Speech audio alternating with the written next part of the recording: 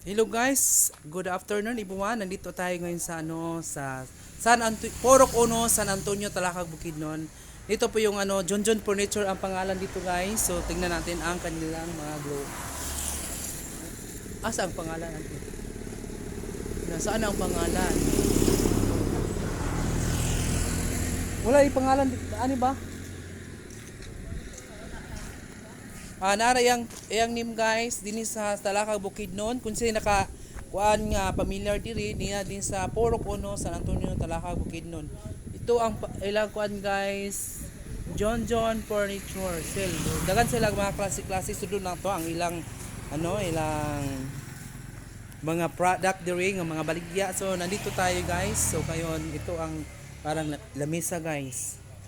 So napod sila ay kuan. Ang presyo guys, magkuan lang mo kung gusto mo maanin dire para mas barato dire, kung maanin mo dire, barato ilang mga baligya.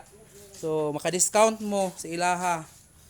Kay ilang baligya mas mahal kay ang dito sa Cagayan, mas mahal sa dinhi sa amo sa Talakag Bukidnon, mas barato ang ilang mga baligya sa ingani nga mga design. So mga ligon pa kaayo ni siya nga mga binuhat, no?